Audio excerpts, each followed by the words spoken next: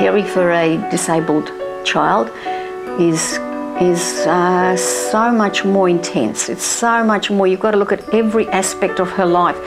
She can't communicate, so I'm her doctor, her physio, her cook, everything to her, her nurse. And it's like looking after for Diane, it's like looking after a little child but in a bigger body. You just do everything for them, everything. I was in hospital, obviously. I was going to have Diane, and it was 3 days after I had her that they told me that she was Down syndrome, and I had absolutely no concept of it. The paediatrician was there because I had a Caesar, and when he told me, I thought, it was the weirdest thing. I thought, what do you know about Down syndrome? It was, I couldn't grasp the concept. And I read it, I did all the research, everything I could to learn about her condition, how to improve it, because being a teacher at heart, I had to teach her. After she had a heart operation, she got epilepsy, and that started another ball rolling where she had other complications.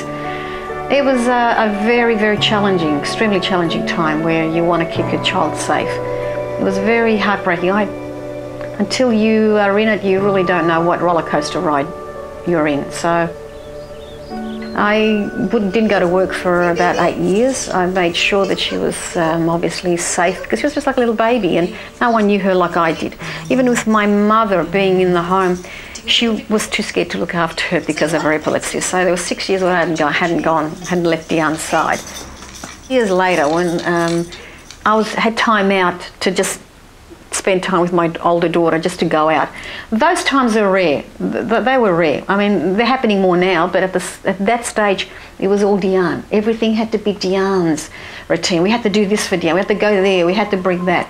So I think that affected everyone in the family. Couldn't go out as a family.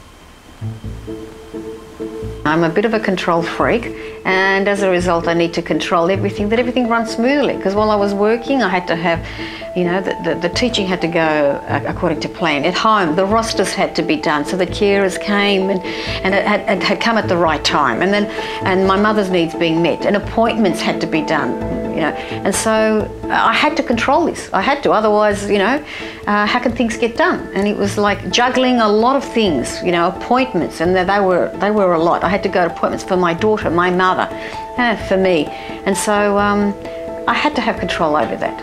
And so I thought I should be able to cope. I should be superwoman, but I've since found that it just exhausts me, and sometimes I most certainly need assistance. Having a break is extremely important. I didn't have it before, so I had my little mini break. I call them mini breakdowns, because I was working full time as well. There wasn't a second to spare. But right now, it's very important. I just have a greater love for what I do, a greater acceptance of what I do, and I come in with a little bit of energy rather than angry. And so when I really get angry or upset, I realise, oops, Sophie, you need a little break. You need time out.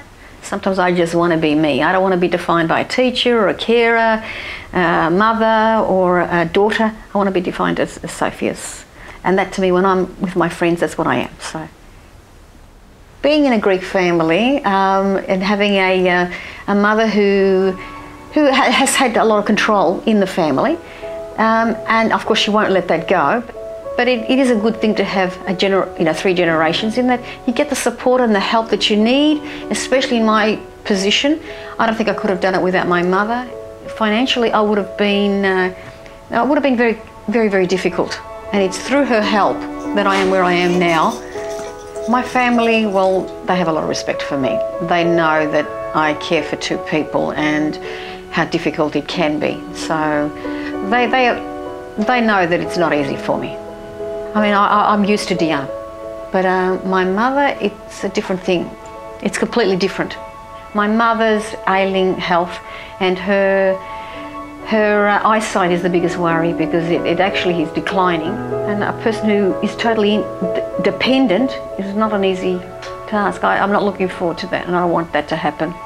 Everyone's one step away from being a carer. We all have parents, we need to look after them. Okay, in my case, I have obviously a disabled child from a young age, but It's very important that community knows. They have to have an appreciation because we're all going to be there one day. My name is Sophie and I have 2 children. I'm caring for my mother who is legally blind and my daughter who has Down syndrome with epilepsy.